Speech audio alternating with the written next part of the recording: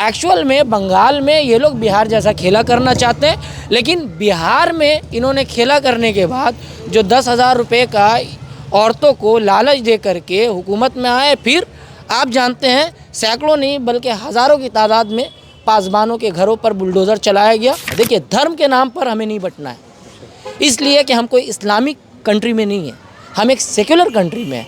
अब जब संविधान को मान रहे हैं तो संविधान सीधा कहता है we are the people of India. यहाँ ना हिंदू समुदाय के मुताबिक देश चलेगा, ना मुस्लिम समुदाय के मुताबिक देश चलेगा। ऐसा क्यों कहा जाता है कि पश्चिम बंगाल में हिंदू सुरक्षित नहीं है? ये लगातार बीजेपी की तरफ से कहा जाता है। देखिए, ये बीजेपी का एक प्रोपेगेंडा है और बीजेपी की आईटी सेल और बीजेपी के तरफ से गोदी मीडियाज जो है इन इश्यूज़ को जो है हाईलाइट करते हैं, लेकिन ज़मीनी स्तर पर ऐसा नहीं है।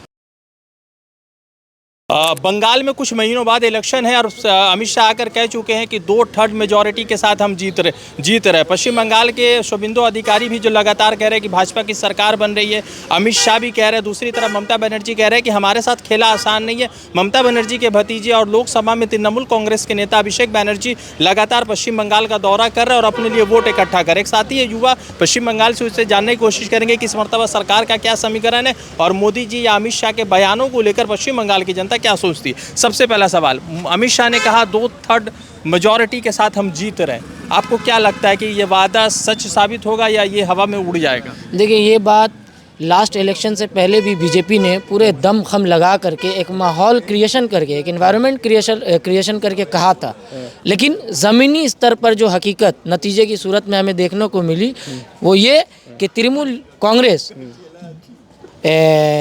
बहुत ज़्यादा सीटों के साथ जो है हुकूमत में आ जाती है। इसकी बुनियादी वजह यह है कि ममता बनर्जी जो है वो ग्रास रूट लीडर है, उसको बंगाल की शेरनी कहा जाता है और यूं ही नहीं कहा जाता।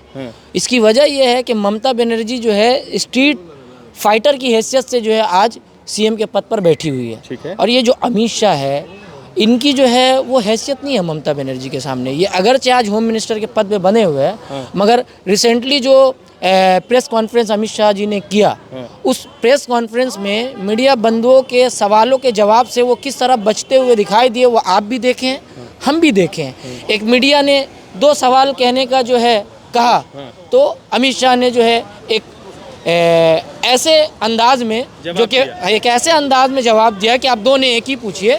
ऐसा मालूम हो रहा था कि एक होम मिनिस्टर जो है वो जवाब नहीं दे रहा है। आज से पहले भारत के इस बड़े पदों पर बैठे हुए लोगों को बहुत सिंसियरली सिविलाइज्ड वे में जो है आंसरिंग देता हुआ पाया गया, मगर इस सरकार में चाहे वो नरेंद्र मोदी जी हो, वो तो प्रेस कॉन्फ्रेंस करते नहीं, बाकी अमित शाह जी, उनके लबो लहजे में कोई एक एजुकेटेड व्यक्ति का एक चरित्र नज़र नहीं आता। अच्छा, एक बात बताइए कि यहाँ जो घुसपैठिया का इशू है, कहा जा रहा है कि बांग्लादेश के लिए जो है रास्ता ममता बनर्जी खोल रही है, ममता बनर्जी ममता बानो बन चुकी है, ये सब चीज़ों को पश्चिम बंगाल की जनता किस तरह से देखती है? देखिए, ये सब मैनिपुलेशन है। मैनिपुलेशन इस एतबार से कि कुछ दिनों पहले अभिषेक बनर्जी जी ने जो है अपने बहुत सारे एमपीज़ के साथ ज्ञानेश कुमार जी से जाकर के मुलाकात की। उसके बाद उन्होंने बाहर आकर एक प्रेस कॉन्फ्रेंस किया जिसमें उन्होंने बर्जस्ता कहा कि हमने जब ज्ञानेश कुमार जी से, जो कि सीईओ है, ठीक है, जो कि सीईओ है, जो मुख्य न्यायाधीश के, उनसे हमने चंद सवालात किए,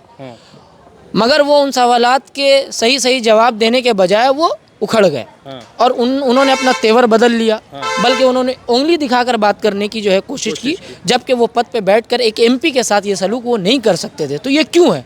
इसकी वजह ये है कि अभिषेक बनर्जी जी ने सिर्फ ये कहा कि आपने शुरू वक्त से कहा कि घुसपैठिया, बीजेपी का दावा था कि घुसपैठिया बंगाल में बहुत ज़्यादा है और घुसपैठिया को राज्य सरकार ने जो है आइडेंटिटी देकर अपना वोटर बनाए रखा है, तो उसको ख़त्म करने के लिए हम ये काम कर रहे हैं। बहुत सारे कारण हैं, जिसमें एक मुख्य कारण ये बताया। तो उन्होंने ये कहा कि आप जो है इसको साझा कीजिए, इतनी संख्या में जब वोटरों की कटौती हुई है तो उसको साझा कीजिए कि इसमें कितने घुसपैठिया जो है निकाले गए। तो ये सवाल तो उनका जायज़ था, उन्होंने इसका जवाब नहीं दिया, वो उखड़ गए और वो एक गलत लहजा अपनाया। इसकी वजह ये है कि एक्चुअल में बंगाल में ये लोग बिहार जैसा खेला करना चाहते हैं, लेकिन बिहार में इन्होंने खेला करने के बाद जो 10,000 रुपये का औरतों को लालच दे करके हुकूमत में आए, फिर आप जानते हैं सैकड़ों नहीं बल्कि हज़ारों की तादाद में पासबानों के घरों पर बुलडोज़र चलाया गया। तो ये बंगाल की ज़मीन है, बंगाल में शिक्षित लोग रहते हैं और बंगाल हिंदू मुस्लिम भाईचारे का शाहकार है, प्रतीक है। यहाँ के लोग ऐसे एंटी सोशल थिंकिंग रखने वाले गवर्नमेंट को कभी एग्जिस्टेंस नहीं देंगे, ये हमारा मानना है। अच्छा, एक बात बताइए, ऐसा क्यों कहा जाता है कि पश्चिम बंगाल में हिंदू सुरक्षित नहीं है? ये लगातार बीजेपी की तरफ से कहा जाता है। देखिए, ये बीजेपी का एक प्रोपेगेंडा है और बीजेपी की आईटी सेल और बीजेपी के तरफ से गोदी मीडियाज जो है इन इश्यूज़ को जो है हाईलाइट करते हैं, लेकिन ज़मीनी स्तर पर ऐसा नहीं है। ज़मीन विकास हुआ बंगाल पे बहुत विकास हुआ। आज जाइए, मैं खिदरपुर के लेवल में बात करता हूँ, बंगाल छोड़ दीजिए आप, इतना बड़ा मैटरनिटी अस्पताल बना, SSKM को कितना इनॉग्रेशन किया ममता बनर्जी जी ने। मैं TMC का कार्यकर्ता नहीं हूँ, लेकिन बात जब बंगाल को बचाने की आएगी तो फिर एक ऐसी पार्टी को चुनना पड़ेगा जो पार्टी सेक्युलर हो, बज़ाहिर सेक्युलर हो, और जो धर्म की राजनीति इस दर्जे में ना करती हो कि बहुसंख्यक को देखकर अक़लियत को दबाने की कोशिश करे, या फिर जिसका पल्ला भारी हो उसके तरफ जा करके जो है एक नफ़रत की राजनीति करे। TMC फिल वक्त ये नहीं कर रही है और कोई ऑप्शन नहीं है। अगर हम बंगाल को बचाना चाहते हैं, बंगाल की संस्कृति को बचाना चाहते हैं, और यहाँ बंगाली समाज शिक्षित है, पिछले इलेक्शन में भी बंगाली समाज ने, हिंदू मुस्लिम भाइयों ने मिल करके TMC को वोट दे करके सत्ता में लाया और दिखा दिया कि Bengal think today, India thinks tomorrow. Bengal जो आज सोचेगा, इंडिया कल सोचता है। SIR से कोई फ़र्क नहीं पड़ रहा? कोई फ़र्क नहीं पड़ता है। इसलिए फ़र्क नहीं पड़ता है कि ममता बनर्जी का जो संगठन है वो बहुत मजबूत संगठन है। ठीक है। ममता बनर्जी ने हर BLO के साथ एक BLA दिया। क्यों दिया? निगरानी रखने के लिए। और ममता बनर्जी अगरचे अपनी बातों पर पूरी तरह खड़ी नहीं उतरी है। देखिए, ये सियासत है।